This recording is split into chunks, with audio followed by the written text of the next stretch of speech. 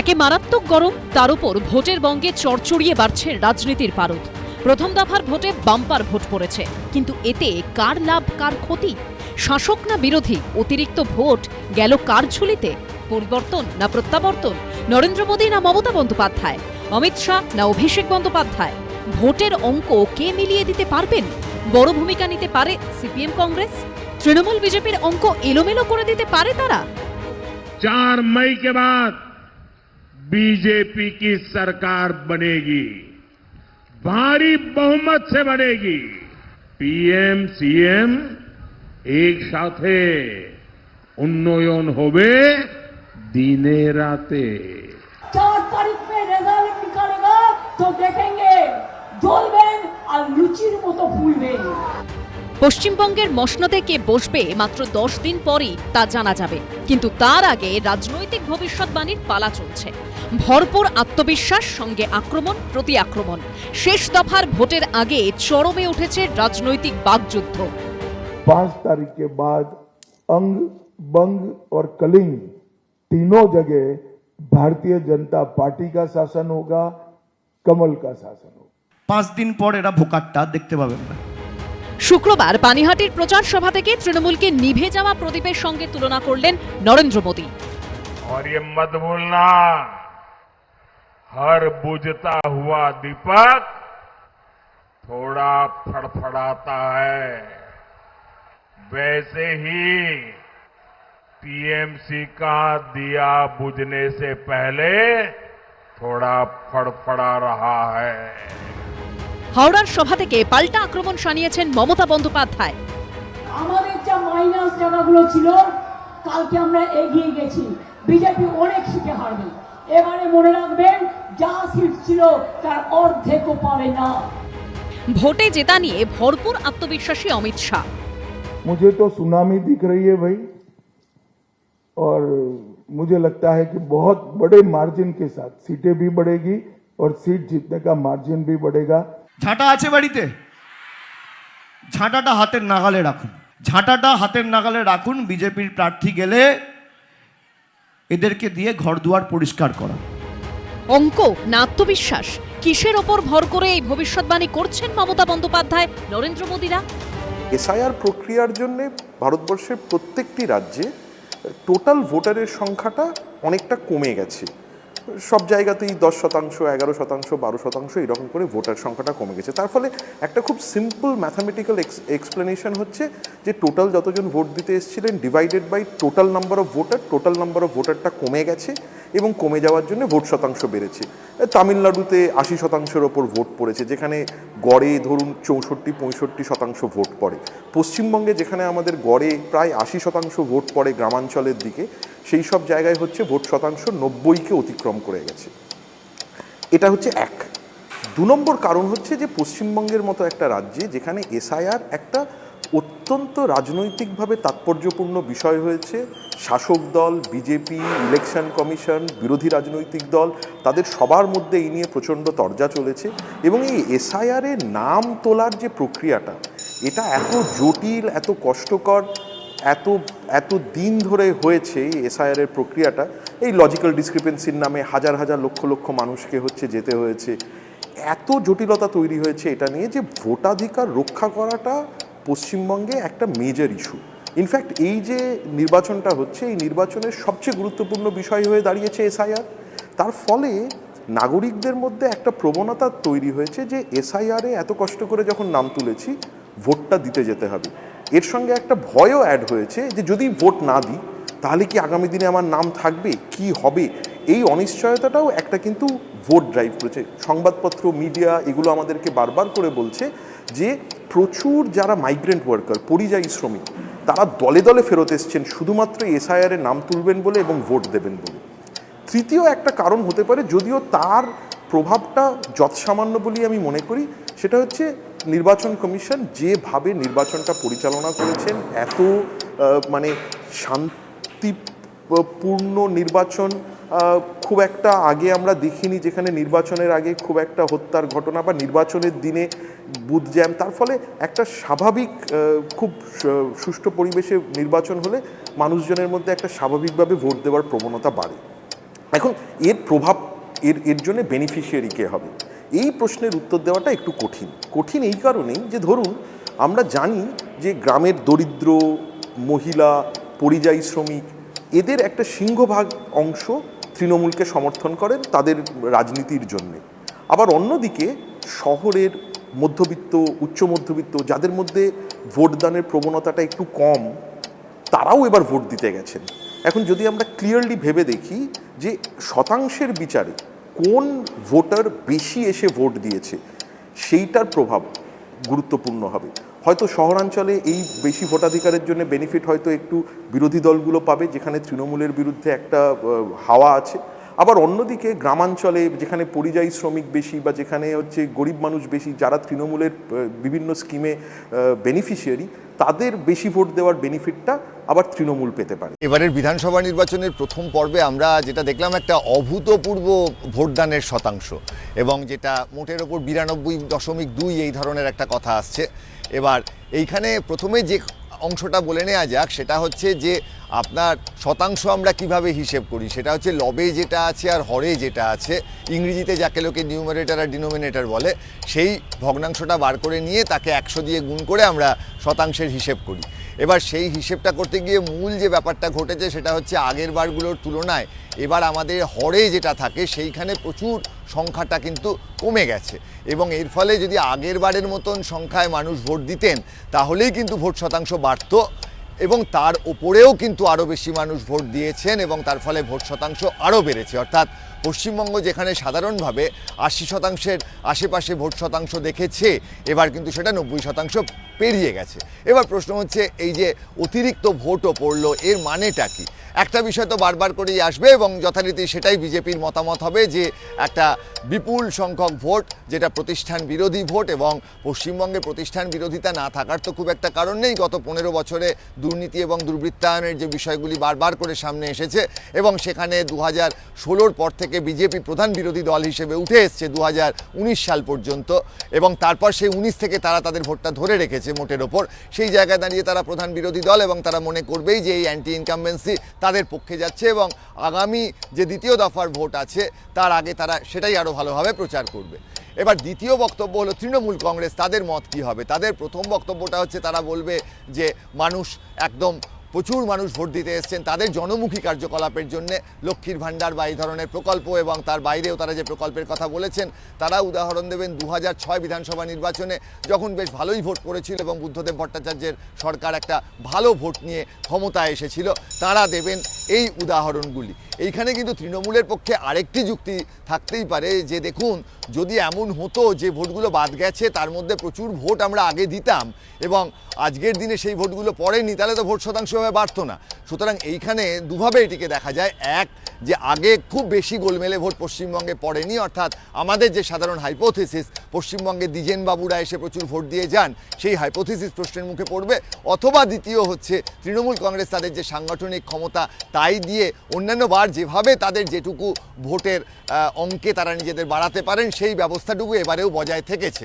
এটাও জানা যাবে যখন ভোটের ফলগুলো বেরোবে তখন। এবং এর বাইরে আরেকটা জায়গা আছে, এমন হতেই পারে তো যে বর্তমানে যারা সরকার এবং যারা বিরোধীরাও কেন্দ্রের সরকারে আছেন, ফলে মানুষের যে ক্ষোভ বিক্ষোভ আলোচনা এইগুলো নিয়ে হয়তো তারা তৃতীয় পক্ষের দিকে গেলেন কিনা। এমন হতেই পারে যে তৃতীয় পক্ষের দিকে অনেক মানুষ গেলেন, ভোট শতাংশ কিছুটা তাদের বাড়লো এবং আসনে তার খুব একটা প্রতিফলন পড়লো না। দিনের শেষে কিন্তু বিজেপি আর তৃণমূলের আসনের নিরিখে ঠিক কী ঘটবে সেক্ষেত্রে সেইটা বোঝার ক্ষেত্রে কিন্তু একটা র্যান্ডম বিষয় তৈরি হবে। কে কত আসন পাবেন বলাটা খুব শক্ত হয়ে যাবে। পোক্ত সংগঠন থাকা সত্ত্বেও 1977 সালে কংগ্রেসকে উড়িয়ে দিয়েছিল বামেরা। আবার সেই বামেদের আমলেই শোনা গেছিল চুপচাপ ফুলে ফেপে উঠেছিল তৃণমূল। এবার কি হবে? চোরাস্রোত বইছে নাকি স্থায়িত্বের পক্ষে বাতাস?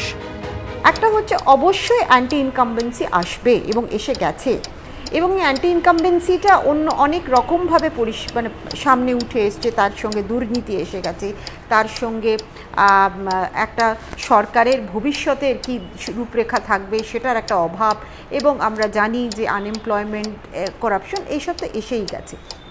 কিন্তু তার সঙ্গে সঙ্গে এটাও বাস্তব যে এসআইআরকে যেভাবে পলিটিসাইজ করা হয়েছে বর্তমান রুলিং গভর্নমেন্ট এবং তৃণমূল পার্টি বিশেষ করে যেভাবে পলিটিসাইজ করেছে, দেখুন আমাদের দেশের লোক বিশেষ করে পশ্চিমবঙ্গের মানুষ বরাবরই কিন্তু একটু অন্য ধরনের চিন্তাভাবনাতে বিশ্বাসী।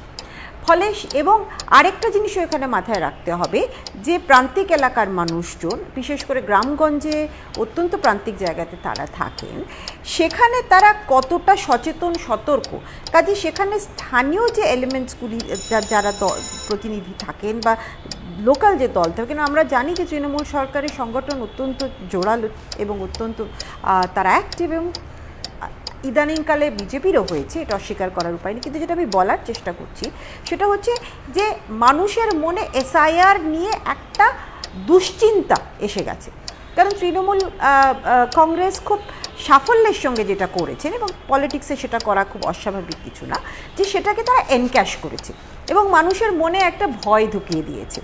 এখন আমরা যে ধরনের চিন্তাভাবনা করি, আমরা ভাবি যে সত্যি রেশনালি কি নামটা বাদ গেলে আমাদের সব বসে চলে যাবে, এবং একটা গ্রামের মানুষকে ভয় দেখানো বা গ্রামের মানুষের মধ্যে এই ভীতিটা ঢুকিয়ে দেয়, এর মধ্যে একটা আকাশ পাতাল পার্থক্য আছে। কাজেই হ্যাঁ, এসআইআরের ইম্প্যাক্ট তো একটা আছে, এবং এর মধ্যে সচেতন মানুষের যেমনি একটা দুশ্চিন্তার জায়গা আছে এবং গ্রামের মানুষের মধ্যে একটা ভীতির জায়গা আছে। কিন্তু এটাও মাথায় রাখতে হবে যে এইবারে যেভাবে দুটো পক্ষই তুমুলভাবে প্রচারে নেমেছেন এবং দুজনের দুর্বলতার জায়গা দিয়ে দিয়েছে, এবং দুর্বলতার জায়গাটা খুবই রাজ্যকেন্দ্রিক, but the reference has been always in the larger context, হ্যাঁ, লার্জার যে দেশের কি অবস্থা তার সঙ্গে আমরা তৃণমূল সরকারকে কম্পেয়ার করে চলেছি, বা তৃণমূল সরকার সারাক্ষণ বিজেপির নানা জায়গায় দুর্বলতার জায়গাটা কম্পেয়ার করে চলেছে। কাজে এটার কিন্তু পুরো প্রচার প্রক্রিয়াটা একটা অন্য ধরনের আকার আমার মনে হয় পড়েছে, যার প্রভাবও এই যে 90% অ্যাবাভ টার্নআউট, অভূতপূর্ব টার্নআউট, এর ওপরে কিন্তু পড়েছে।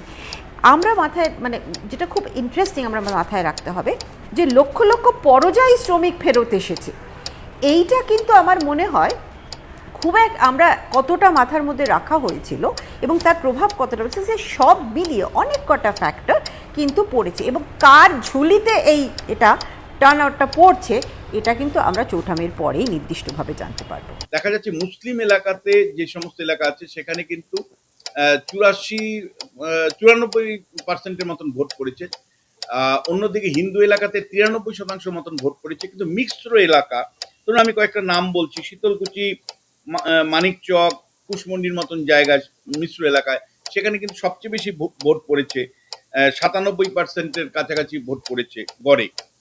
এবার আমরা যদি ডিলিশনের জায়গা দেখি, অর্থাৎ ভোটার তালিকা থেকে বাদ গেছে যে নাম, মুসলিম এলাকাতে যেহেতু বেশি সংখ্যক ভোটার তালিকায় নাম বাদ গেছে, ফলে অতিরিক্ত ভোট যেটা এসছে সেখানে কিন্তু ডিলিশনের পরে মুসলিমদের নাম কিন্তু মানে ভোটার হিসাবে কিন্তু কম অ্যাড হয়েছে।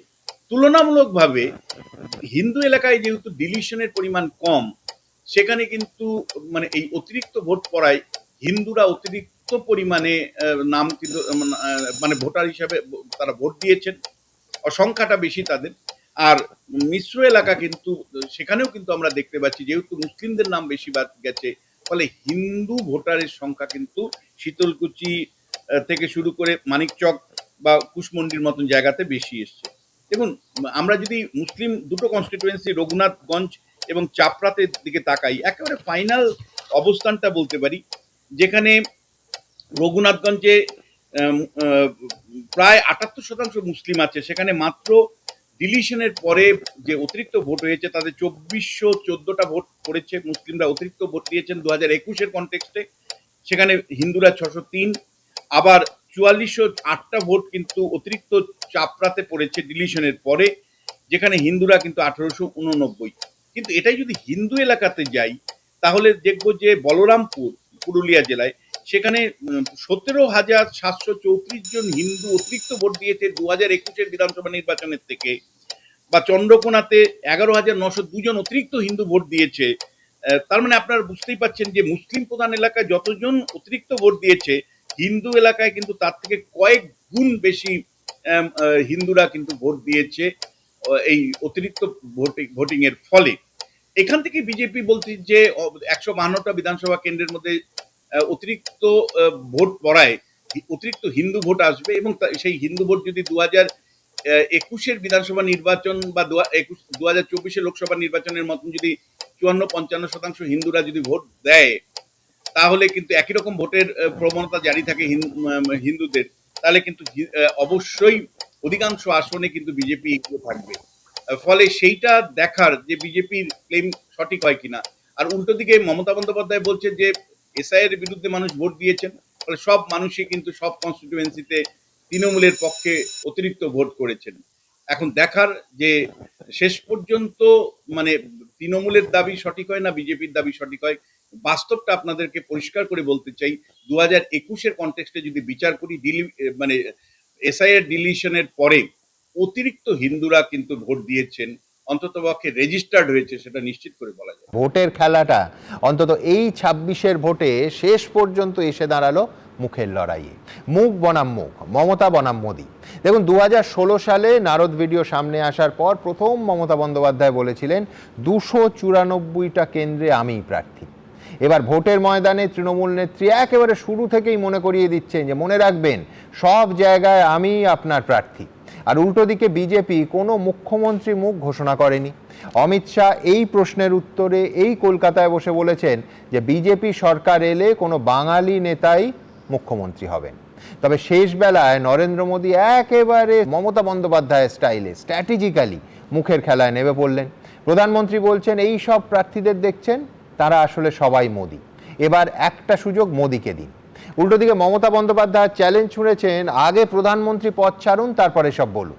নরেন্দ্র মোদীজি আমাদের নেতা, এ দেশের সবথেকে বড় নেতা, দীর্ঘ সময় ভারতের প্রধানমন্ত্রী আছেন, তার নেতৃত্বে আমরা এই নির্বাচনে প্রতিদ্বন্দ্বিতা করছি। 294 জন প্রার্থী ভারতীয় জনতা পার্টির, প্রধানমন্ত্রী মোদীর প্রার্থী, প্রধানমন্ত্রী মোদীর প্রতিনিধি। মানুষের কাছে তারা প্রধানমন্ত্রী মোদীরই বার্তা নিয়ে পৌঁছবেন, এটাতে তো দোষের কিছু নেই। এর আগে যখন আমাদের নেতৃত্বে ছিলেন শ্রী অটল বিহারী বাজপেয়ী, তিনিও প্রত্যেক মানুষের কাছে তার প্রতিনিধিদের দিয়ে নির্বাচনে প্রতিদ্বন্দ্বিতা করতেন। কাজেই যে রাজ্যে সিটিং চিফ মিনিস্টার নেই সেই রাজ্যগুলোতে আমরা কখনো মুখ্যমন্ত্রীর পদপ্রার্থী করে কাউকে নির্বাচনে এখনো পর্যন্ত লড়িনি। একটা কথা প্রধানমন্ত্রী সম্পর্কে রাজ্যের মাননীয় মুখ্যমন্ত্রী বললেন যে প্রধানমন্ত্রিত্ব থেকে পদত্যাগ করে এখানে মুখ্যমন্ত্রী হন। এখানে মুখ্যমন্ত্রী হতে তিনি আসছেন না, তিনি বলছেন না যে আমি মুখ্যমন্ত্রী হব। একটা অল ইন্ডিয়া দল, সর্বভারতীয় দল, আমরা কোনো পাড়ার দল নই, আমরা কোনো শুধু একটা রাজ্যের দল নই। 22টা প্রদেশে বিজেপি সরকার আছে। পশ্চিমবঙ্গ ভারতবর্ষের এমন কোনো বিধানসভা নেই যেখানে বিজেপির বিধায়ক নেই।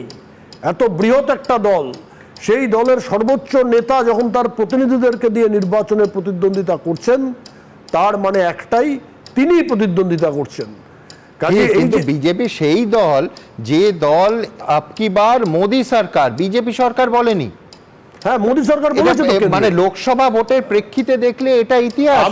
কোনো ব্যক্তিকে প্রজেক্ট করে কোনো সরকারের নাম একমাত্র আপনারা এনেছেন। আপনি বহু পুরনো সাংবাদিকতার জগতে আছেন অনেক দিন ধরে। অটল বিহারী বাজপেয়ীর সময় আমাদের স্লোগান ছিল বাড়ি বাড়ি সবকি পাড়ি, ইস বার আপকি পাড়ি, অটল বিহারী। সেই সময় অটল বিহারী বাজপেয়ীর সময়ও আমাদের সর্বোচ্চ নেতাকে সামনে আমরা স্লোগান দিয়ে একদম তাই। কিন্তু আমি বলছি যে সেটা ছিল বিজেপি সরকার গঠন করুন, বিরাট বিরাট পোস্টার পড়তো অটল বিহারী বাজপেয়ীর ছবি, নিচে বিজেপি সরকার, অটল বিহারী সরকার গঠন করুন না। এই চেঞ্জটা আপনারা আনলেন। মোদী তো বিজেপির বাইরে নন। মোদী সরকার মানেই বিজেপি সরকার, মোদী সরকার মানেই এনডিএ সরকার, বাজপেয়ী সরকার মানেই বিজেপি সরকার, বাজপেয়ী সরকার মানেই এনডিএ সরকার। এতে কোনো পার্থক্য নেই। এমন নয় যে আজকে মোদীজি বিজেপিতে আছেন, কালকে মোদীজি অন্য দলে আছেন। মোদীজি চিরকাল বিজেপিতে থেকেছেন, তার নেতৃত্বে বিজেপি সরকার প্রতিষ্ঠা করবে। দেখুন, ইদানিংকালে নির্বাচনী প্রতিশ্রুতি নিয়ে এই রকম শেয়ানে টক্কর কিন্তু খুব বেশি রাজ্যে দেখা যায়নি। 1,500 টাকার লক্ষ্মীর ভান্ডারের পাল্টা 3,000 টাকার মহিলাদের ভাতা, 1,500 টাকার যুবসাথী প্রকল্পের বদলে 3,000 টাকার বেকার ভাতা, এসব তো ছিলই। নতুন যেটা যুক্ত হলো সেটা হলো মুখের বদলে মুখ। আমার পরের বক্তা বৈশ্বনাথ চট্টোপাধ্যায় মানবেন কিনা জানি না, কিন্তু 15 বছরের তৃণমূল শাসনে এটা নিঃসন্দেহে কঠিনতম লড়াই, যেখানে ইস্যু থেকে ইস্যুতে একেবারে ইঞ্চিতে লড়াই হচ্ছে। এবার নরেন্দ্র মোদীজি যে মমতা ব্যানার্জিকে নকল করে ওই আমি 294টা আসন বলেছেন, এটা মনে হয় উনি আজকে প্রধানমন্ত্রীর এই কথার উত্তর দিয়েছেন মুখ্যমন্ত্রী, যে তাহলে তো ওনাকে এখানে এসে মুখ্যমন্ত্রী লড়তে গেলে বিধানসভায় দাঁড়াতে হবে, পিএম থেকে পদত্যাগ করতে হবে। আসলে মোদি মানে আমাদের যেটা মনে হয় সেটা হলো গুজরাটের দাঙ্গা, খুন, রক্ত, হাহাকার চারিদিকে, সারা দেশের মানুষ ছিচি করেছে, এমনকি অটল বিহারী বাজপেয়ী তাকে রাজধর্ম পালনের কথা বলেছেন। মমতা বন্দ্যোপাধ্যায় পরে একবার 18টা আসন, একবার 12টা আসন এই রাজ্য থেকে, 18 থেকে কমে 12টা, 18 থেকে কমে 12টা হয়েছে। আর মমতা ব্যানার্জি মানে 2002 আর 18টা আসন 19। হ্যাঁ, 19-এ 18টা ছিল, 24-এ সেটা কমে গিয়ে 12টা হয়েছে। তো মমতা ব্যানার্জি আর মোদির মধ্যে তফাৎ হলো, মমতা বন্দ্যোপাধ্যায় হলো আন্দোলনের প্রোডাক্ট। সিঙ্গুর আন্দোলন, নন্দীগ্রাম আন্দোলন, ছোট আঙ্গারিয়ার গণহত্যার বিরুদ্ধে আন্দোলন, নানুরের আন্দোলন, ভিখারি বাসনের অন্তর্ধানের বিরুদ্ধে আন্দোলন, ত্যাগ এবং তিতিক্ষা আন্দোলনের প্রোডাক্ট। আর মোদি হলো একটা রাইটের প্রোডাক্ট। দুজনের মধ্যে একটা মৌলিক পার্থক্য আছে। একজন ধর্মান্ধতার রাজনীতি করে মানুষে মানুষে হানাহানি করতে চায়, আর একজনের বিচারধারা হলো সবাইকে আন্ডার ওয়ান আমব্রেলায় রাখতে চায়। এই বিচারধারার লড়াইতে আমরা মমতা বন্দ্যোপাধ্যায়ের সাথে আছি।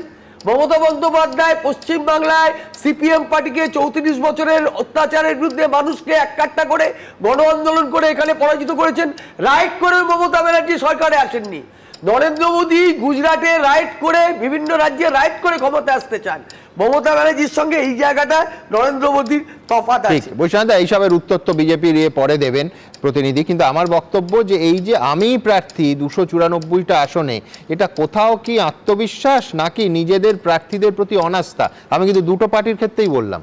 মমতা বন্দ্যোপাধ্যায় ছবি দেখিয়ে তৃণমূল কংগ্রেসের প্রার্থী হয়। যারা আমরা পৌরসভায় লড়েছি, কেউ বিধানসভায় লড়ে, কেউ লোকসভায় লড়ে, মমতা ব্যানার্জিকে সিম্বল করে লড়াই করা হয়। কিন্তু বিজেপি পার্টি, আমি জানি মমতা ব্যানার্জি এই দলটা তৈরি করেছেন তৃণমূল কংগ্রেস, কিন্তু বিজেপি তৈরিতে নরেন্দ্র মোদীর কোনো ভূমিকা ছিল বলে আমার জানা নেই। আমি জানি অটল বিহারী বাজপেয়ী বা লালকৃষ্ণ আডবাণী এরা দলটাকে তৈরি করেছিলেন, সেই সময় যারা ছিলেন তারা দেখেছেন। আজকে যদি নরেন্দ্র মোদী মনে করেন যে তিনিই বিজেপি, তৃণমূল কংগ্রেস প্রত্যেক লড়াই লড়েছে প্রথম থেকে, একদম প্রথম দিন থেকে আছি বলে জানি যে মমতা ব্যানার্জিকে ছবি দিয়ে, মমতা ব্যানার্জির সিম্বল নিয়ে লড়াই হয়েছে। কিন্তু এতে বিজেপির আপত্তি নেই, আপনাদের আপত্তি আছে। আমাদের আপত্তি এই কারণে, কে অরিজিনাল বিজেপি, তাই তো? না, আমার এটাই আমার কাছে আপত্তি, এইটাই কারণ যে নরেন্দ্র মোদী এত নকল করে বলতে চাইছেন কেন? নরেন্দ্র মোদী, ললিত মোদী, নীরব মোদী, মেহুল চোস্কি, বিজয় মালিয়াদের বন্ধু। ঋণ খেলাপিদের ঋণের টাকা, ব্যাংকের টাকা লুট হয়ে গেছে, ব্যাংকের টাকা চলে গেল, দেশের সম্পদ বিক্রি হয়ে গেল, এইগুলোর কোনো উত্তর দিচ্ছে না। বছরে 2 কোটি বেকার যুবকের চাকরির উত্তর দিতে পারছেন না। মোদী মমতাকে নকল করছেন। তাই প্রথম হচ্ছে তৃণমূল তৈরির কথাটা। তো বিজেপি তো মোদীজি তৈরি করেননি, প্রতিষ্ঠা অটল বিহারী বাজপেয়ী, লালকৃষ্ণ আডবাণীজি এরা করেছেন, এ নিয়ে আমাদের কোনো সন্দেহ নেই, সামনাসামনি বলছি। তৃণমূল কংগ্রেস তো বিজেপি পার্টি না থাকলে প্রতিষ্ঠাই হতো না। বিজেপি পার্টি ছিল বলে তৃণমূল কংগ্রেস প্রতিষ্ঠা হয়েছে। আমি তার সাক্ষী, আমি তার সাক্ষী, বলছি তো, আমি তার সাক্ষী। বিজেপি পার্টি না থাকলে তৃণমূল কংগ্রেস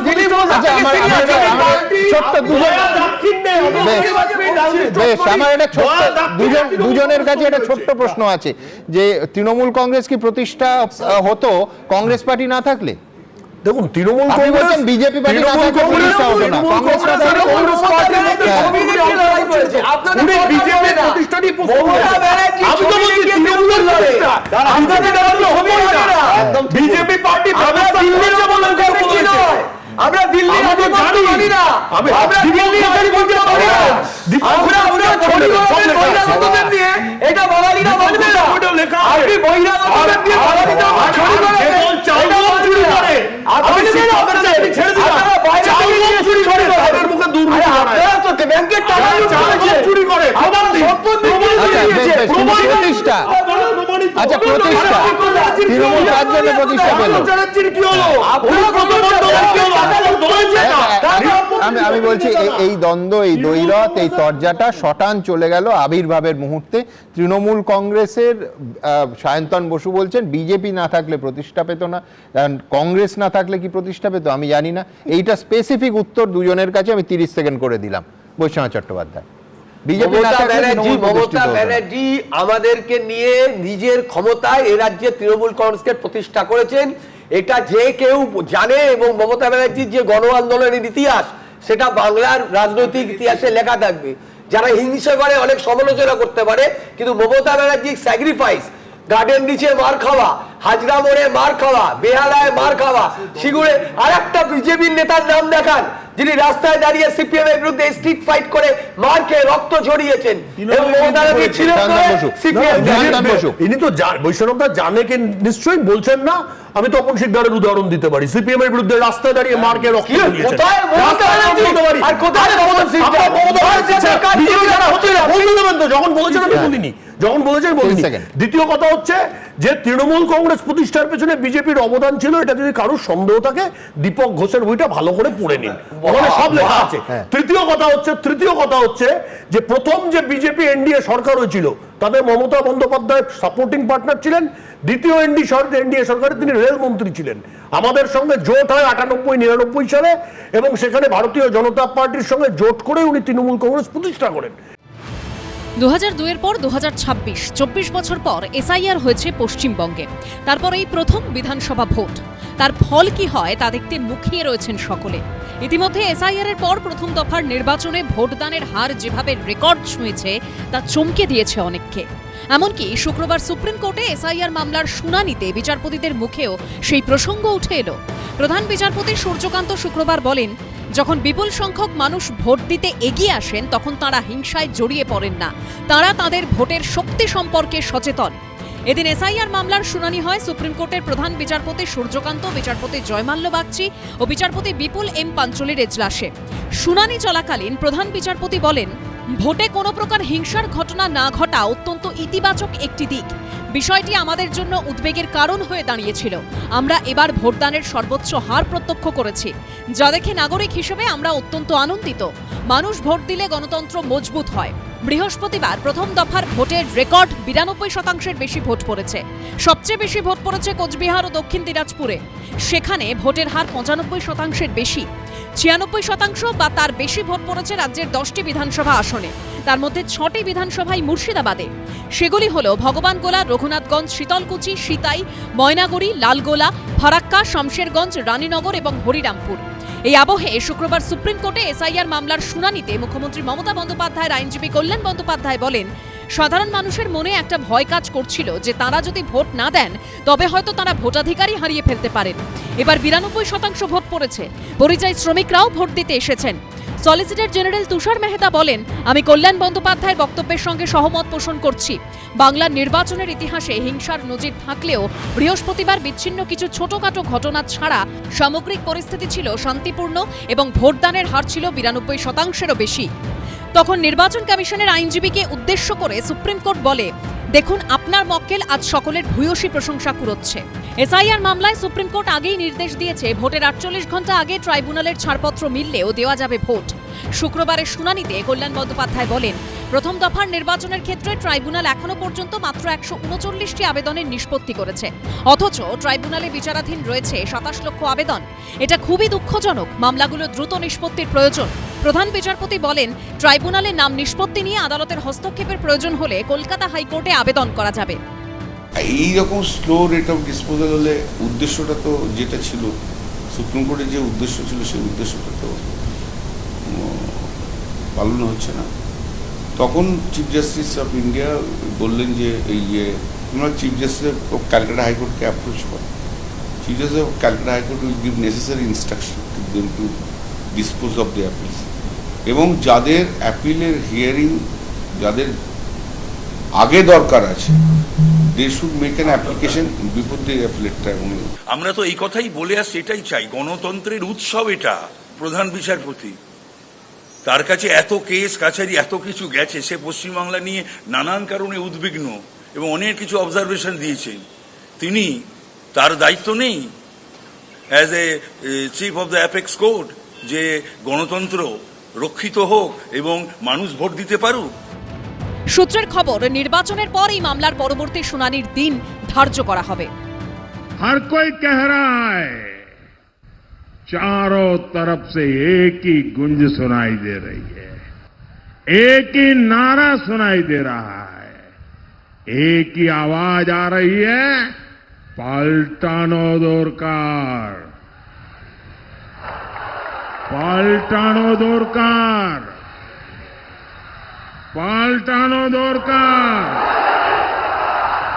পাল্টানো দরকার, পাল্টানো দরকার, পাল্টানো দরকার। বাংলার বিরুদ্ধে সবাই কোমর বেঁধে নেমে গেছে, তাও বাংলার মানুষ বাংলাকে হারাতে পারছে না। তার কারণ ঠিক করে নিয়েছে জনতা, 26-এ আবার বাংলায় মমতা। এসআইআর নিয়ে একদিকে আইনি লড়াই চলছে, অন্যদিকে সমান তালে চলছে রাজনৈতিক বাকযুদ্ধ। পাশাপাশি রয়েছে আরও একাধিক ইস্যু, জানিয়ে রোজই তরজায় জড়াচ্ছে তৃণমূল ও বিজেপি।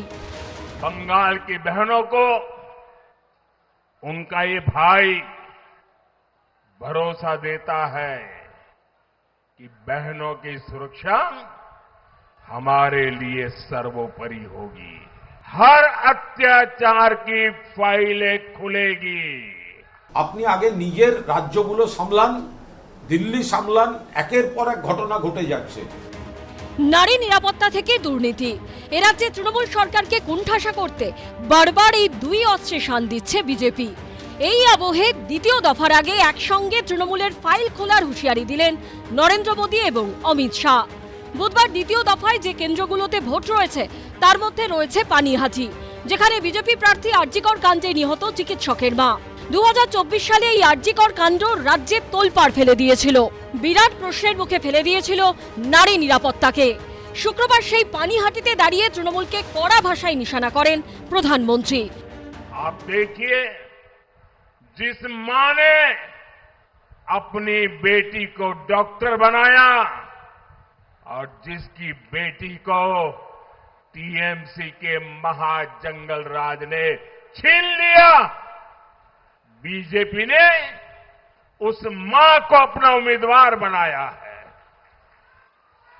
बीजेपी ने संदेश खाली की पीड़ित बहनों को भी नेतृत्व का अवसर दिया, लेकिन टीएमसी इन्हीं बहनों को गाली देने में जुटी है।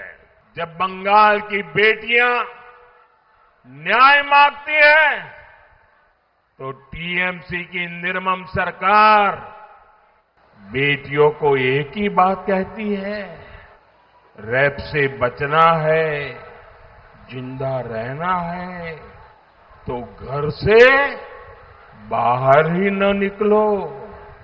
ये टीएमसी बोल रही है, सरकार की ये बात ये बोल रहे हैं। আমরা কোনো অন্যায় করিনি, আমার মেয়েও কোনো অন্যায় করিনি, ন্যায় বিচার আমি পাবই। প্রত্যেকটা মা বাবার সঙ্গে যেটা ঘটে আমাদের রাজ্যে, সবাই খুব কষ্ট পায়, কেউ মন থেকে প্রতিবাদ করতে বাইরে বেরোতে পারে না, সাহসটা পায় না। কিন্তু আমার সাহস ছিল আমার মেয়ে, তাকে হারিয়ে সাহসটা আমি কোথাও হারাতে পারিনি। পাল্টা বিজেপি শাসিত রাজ্যের প্রসঙ্গ টেনে সুর চড়িয়েছে তৃণমূল। পূর্ণ শ্রদ্ধা সম্মান জানিয়ে বলছি, উন্নাও, হাতরাস, প্রয়াগরাজ, বিলকিস, ওড়িশা, দিল্লি, মণিপুর, মধ্যপ্রদেশ এবং আমাদের সোনার মেয়েদের, কুস্তিগিরদের সিলুয়াতানি করা এমপি, যাকে নিয়ে নরেন্দ্র মোদী পাশে বসে থাকেন, গতকালও পরশুও দিল্লিতে যে ধর্ষণ এবং খুন হয়েছে সেসব লোকের সঙ্গে এক মঞ্চে বসছেন। আপনি এই রাজনীতিটায় আপনার মেয়ের দুর্ভাগ্যজনক মৃত্যুকে নামিয়ে আনছেন কেন? নরেন্দ্র মোদী যখন আরজিকর কাণ্ড নিয়ে সুর চড়িয়েছেন, তখন সন্দেশখালি নিয়ে সরব হয়েছেন অমিত শাহ। संदेशखाली का अन्याय सहन कर सकते हैं क्या? जरा जोर से बोलो, कर सकते हैं? आरजी कर में जो हुआ वो सहन कर सकते हैं?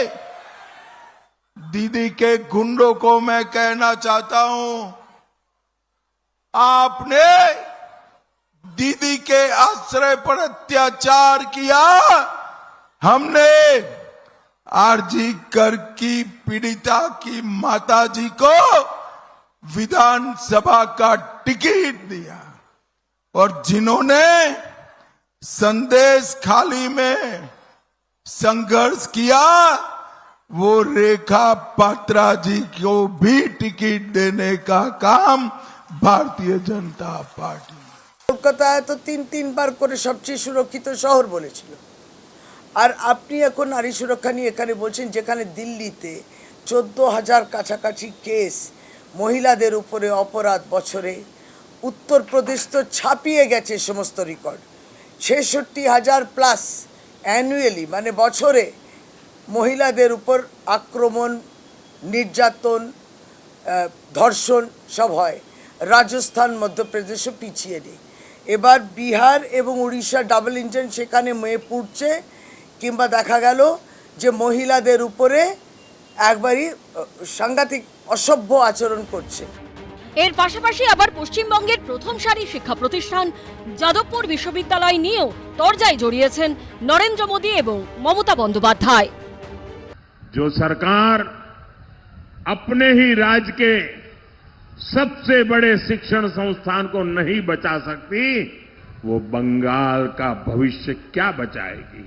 একটা প্রধানমন্ত্রী আজকে যাদবপুর ইউনিভার্সিটির স্টুডেন্টদের যে ভাষায় আক্রমণ করেছেন, আমি মনে করি ছাত্র সমাজ, যুব সমাজের প্রতিবাদ করা উচিত। ভোটযুদ্ধের মাঝেই বাগযুদ্ধে জড়িয়ে গেল ঐতিহ্যবাহী যাদবপুর বিশ্ববিদ্যালয়ের নাম। जादवपुर यूनिवर्सिटी का नाम दुनिया भर में सम्मान से लिया जाता था। इस कैंपस की नींव ही राष्ट्रवाद पर रखी गई थी, लेकिन आज यहां की स्थिति देखिए, कैंपस के अंदर धमकियां दी जा रही हैं, दीवारों पर देश विरोधी बातें लिखी जा रही है, और छात्र अपनी पढ़ाई के बजाय सड़कों पर प्रदर्शन करने को मजबूर है। আমাদের ছাত্রছাত্রীরা আমাদের গর্ব, আমাদের যুবক যুবতীরা আমাদের গর্ব, আমাদের ভাই বোনেরা আমাদের গর্ব। বলছে ওখানে নাকি নৈরাজ্য চলছে, তুমি 1 পয়সাও যাদবপুর ইউনিভার্সিটিকে দিয়েছো? তুমি কি জানো যাদবপুর ইউনিভার্সিটি নাম্বার 1 র্যাঙ্কে আছে? ক্যালকাটা ইউনিভার্সিটি আছে, প্রেসিডেন্সি আছে, সেন্ট জেভিয়ার্স আছে, মাথায় রেখে দিও। কখনো ছাত্রছাত্রীদের অ্যাটাক করছো। প্রধানমন্ত্রী নরেন্দ্র মোদীর বক্তব্যের সঙ্গে একেবারেই সহমত নন টালিগঞ্জে সিপিএম প্রার্থী পার্থপ্রতিম বিশ্বাস, যিনি যাদবপুর বিশ্ববিদ্যালয়ের অধ্যাপক। প্রধানমন্ত্রীজিকে এই প্রশ্নের উত্তর দিতে হবে যে যাদবপুর শ্রেষ্ঠত্বের মাপকাঠিতে ইনস্টিটিউট অফ এমিনেন্স এই অ্যাওয়ার্ডের শিরোনামে ভূষিত হলেন 1,000 কোটি টাকার, সেটা যাদবপুরকে কোনো কারণ না দেখি সেটার থেকে বাদ দেওয়া হলো, আর ভূষিত করা হলো জিও ইউনিভার্সিটি, যার জন্মই হয়নি তখন, তাকে হচ্ছে এক্সেলেন্স অ্যাওয়ার্ড দেওয়া হচ্ছে। ফলে ওনার চোখে এক্সেলেন্স, যা মোদিজিদের চোখে এক্সেলেন্স হচ্ছে এই আদানি আম্বানি ফর্মুলায় হচ্ছে শিক্ষা যেদিকে যাচ্ছে। আর আরেকটা জিনিস সম্ভবত তাদের আফসোসের জায়গা, যে যাদবপুর হিন্দুত্ববাদী রাজনীতির আতুরঘর কখনো ছিল না, কখনো হবেও না। এই দুঃখ, এই আফসোস যদি তার থাকে এবং সেই প্রয়োজনে তিনি যদি যাদবপুরকে আজকে নিচে নামাতে চান, আমি বলছি এই আফসোস তাদেরকে বুকে অনেক দিন বয়ে নিয়ে চলতে হবে। জগদীশচন্দ্র বসু লিখেছিলেন, নদীকে জিজ্ঞাসা করিতাম তুমি কোথা হইতে আসিতেছ, নদী উত্তর করিত মহাদেবের জটা হইতে। সেই গঙ্গা পারেই শুক্রবার 7 সকালে দেখা মিলল এই দৃশ্যের। চোখে চশমা, হাতে ক্যামেরা, গঙ্গা বক্ষে নৌকায় বসে ছবি তুলছেন নরেন্দ্র মোদী। শুক্রবার সকালে এমনই ছবি ধরা পড়ল কলকাতায়। বৃহস্পতিবারই প্রথম দফার ভোট মিটেছে, আগামী বুধবার দ্বিতীয় দফায় ভোট রয়েছে কলকাতায়। ভোট প্রচারে পশ্চিমবঙ্গে রয়েছেন প্রধানমন্ত্রী, কখনো ঝালমুড়ি খাচ্ছেন, কখনো গঙ্গায় নৌকা ভ্রমণ করছেন, কখনো ছবি তুলছেন। নানা মুডে প্রধানমন্ত্রী। आज सुबह मुझे मां गंगा के दर्शन का, उनके सानिध्य में कुछ समय बिताने का, लोगों से मिलने का अवसर मिला। গঙ্গা বক্ষে প্রধানমন্ত্রীকে নৌকা সহারি হতে দেখতে উঠল স্লোগান, जय जय श्री राम, जय जय श्री राम। এদিন সকালে রাজভবন থেকে প্রধানমন্ত্রী নরেন্দ্র মোদী হাজির হন প্রিন্সেপ ঘাটে। প্রিন্সেপ ঘাটের 2 নম্বর গেট দিয়ে পায়ে হেঁটে পৌঁছন নৌকা ঘাটে। প্রায় 45 মিনিট নৌকা ভ্রমণ করেন, তোলেন ছবিও। এখানে যে নৌকা, আমি ক্যামেরা পার্সন দীপ্ত চক্রবর্তীকে বলবো দেখানোর জন্য। দেখো এই প্রিন্সেপ ঘাট 2 নম্বর যে জেটি, তার সামনে প্রচুর নৌকা রয়েছে। এই যে W1908 যে 2 নম্বর যে নৌকা, যেটা দেখতে পাওয়া যাচ্ছে আপাতত ঘাটের কাছে বাধা রয়েছে, এই নৌকাতেই ছিলেন প্রধানমন্ত্রী নরেন্দ্র মোদী। সোশ্যাল মিডিয়ায় গঙ্গাবক্ষে ভ্রমণের ছবি পোস্ট করে প্রধানমন্ত্রী লেখেন, হুগলির তীরে দাঁড়িয়ে পশ্চিমবঙ্গের উন্নয়ন এবং মহান বাঙালি সমাজের সমৃদ্ধির লক্ষ্যে কাজ করার আমাদের অঙ্গীকার পুনর্ব্যক্ত করেছি। আজকে আবার উনি নৌকা বিহার করেছেন। আমি বলি, বাংলার গঙ্গা আর আপনার দিল্লির যমুনা মিলিয়ে নিন। বাংলার গঙ্গা পরিষ্কার, তাই নৌকা বিহার করে হাওয়া খেয়েছেন সকালবেলায়। এটা ভোটের রাজনীতি, ফটোশপিং। চ্যালেঞ্জ করছি, গঙ্গায় নৌকা বিহার করেছেন, ভালো করেছেন, স্বাগত। আমিও যাই চন্দননগরে পুজোর সময় গঙ্গা বিহার করতে করতে, আমি গঙ্গাসাগরেও যাই। আপনি একবার যমুনা নদীতে গিয়ে দিল্লিতে ডুব দিয়ে আসবেন। दिल्ली जमुना कैसा है? पूरा दूषण है, पॉल्यूटेड है। आप एक दिल्ली को जमुना को संभालने नहीं सकते हैं और हमारा गंगा में आके आप फोटो तुलता है। প্রথম দফা ভোটের আগে ঝাড়গ্রামে প্রচারে গিয়ে শটান দোকানে ঢুকে ঝালমুড়ি খেয়েছিলেন প্রধানমন্ত্রী। भाई हमें अपना झालमुड़ी खिलाओ। हाँ, कितने का होता है आपका झालमुड़ी? 10 पीस। हाँ, जो भी है बना दो। हाँ, झालमुड़ी खाएगा? हाँ हाँ हाँ, आप ऐड खाते हैं, दिमाग नहीं खाते हुए। এবার কলকাতায় ভোটের আগে কলকাতায় গঙ্গাবক্ষে ভ্রমণে নরেন্দ্র মোদী। তৃণমূলের তাকে কটাক্ষের জবাব দিয়েছেন অমিত শাহ। भला कोई गंगा में नाव से सैर करे और अपने आप को गंगा किनारे रहने के वाले लोगों के साथ जोड़कर गंगा के शुद्धिकरण का वादा याद कराए, इसमें क्या आपत्ति हो सकती है? ঝালমুড়ি থেকে গঙ্গা, পেট থেকে প্রকৃতি, ভোটের রাজ্যে সবই রাজনীতি। বিহারে জয়ের পরে পশ্চিমবঙ্গের ভোটকে টার্গেট করে ইঙ্গিতপূর্ণ মন্তব্য করেছিলেন নরেন্দ্র মোদী। गंगा जी यहाँ बिहार से बहते हुए ही बंगाल तक पहुंचती है। भाजपा आपके साथ मिलकर पश्चिम बंगाल से भी जंगल राज को उखाड़ फेंकेगी। শুক্রবার সেই কলকাতাতেই নদীবক্ষে ভ্রমণ করলেন নরেন্দ্র মোদী। বিরোধীরা দাবি করল ফটো অপ। বিজেপির পাল্টা দাবি, প্রধানমন্ত্রীর গঙ্গার প্রতি ভালোবাসা।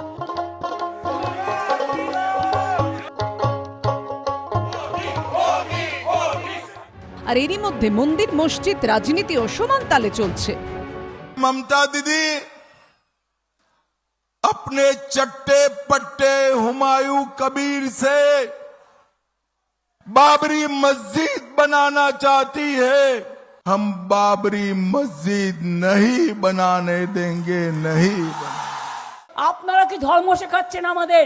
ধর্মে আমরা কথা বলি। 24 লোকসভা ভোটের মুখে প্রধানমন্ত্রীর হাতে অযোধ্যায় উদ্বোধন হয়েছিল রাম মন্দিরের। সে বছরেরই শেষের দিকে পশ্চিমবঙ্গের বুকে বাবরি মসজিদ গড়ার ঘোষণা করেছিলেন তৎকালীন তৃণমূল বিধায়ক ও বর্তমানে আমজনতা উন্নয়ন পার্টির চেয়ারম্যান হুমায়ুন কবির। বাবরি মসজিদ তৈরি করা হবে। আর বিধানসভা ভোটের মুখে সেই হুমায়ুন কবিরের সঙ্গে বিজেপির আঁতাতের অভিযোগেই স্টিং ফুটেজ প্রকাশ করেছে তৃণমূল। नहीं ओपन बोलो, जो ममता भाजपा कोई चीफ मिनिस्टर है, मेरा कोई दिक्कत नहीं है, बातचीत करके रखा। বিধানসভা ভোটের দ্বিতীয় দফার মুখেও রাজ্য রাজনীতিতে ফিরে এসছে সেই হুমায়ুন কবিরের বাবরি মসজিদ গড়ার প্রসঙ্গ। তৃণমূল ও হুমায়ুন কবিরকে এক বন্ধনীতে ফেলে ফের আক্রমণ শানিয়েছেন অমিত শাহ। 550 साल से राम मंदिर को पहले अंग्रेजों ने रोका, मुगलों ने रोका, फिर कांग्रेस और ममता दीदी ने रोका। आपने 2019 में मोदी जी को प्रधानमंत्री बनाया। मोदी जी ने राम मंदिर बनाकर जय श्री राम कर दिया। और ये ममता दीदी अपने चट्टे पट्टे हुमायूं कबीर से बाबरी मस्जिद बनाना चाहती है। ममता दीदी, मेरी बात सुन लो, ये बंगाल भारत की भूमि में है। जब तक एक भी भारतीय जनता पार्टी का कार्यकर्ता जिंदा है, हम बाबरी मस्जिद नहीं बनाने देंगे, नहीं बनाने। আমি তো রোজ চণ্ডীপাঠ করে বাড়ি থেকে বেরোই, আমি আপনার কাছে ধর্ম শিখবো? আমি তো মা কালী পুজো করে বেরোই, আমি তো বগলা মাতৃ মায়ের মন্দির করে দিই, আমি তো জগন্নাথ ধাম করে দিই, আমি তো দুর্গা মন্দির করছি, আমি তো মহাকাল শিব মন্দির করছি, কি করিনি? আপনারা আমায় শেখাবেন? দক্ষিণেশ্বরে স্কাই ওয়াক কে করে দিয়েছে? यहाँ पर धार्मिक उत्सवों पर हमले की जो परंपरा बनी है, हम सुनिश्चित करेंगे कि सभी प्रकार के धार्मिक उत्सव, चाहे रामनवमी हो, चाहे सरस्वती पूजा हो, चाहे दुर्गा विसर्जन हो, कोई इस पर हमला न कर पाए, वो सुनिश्चित करेंगे।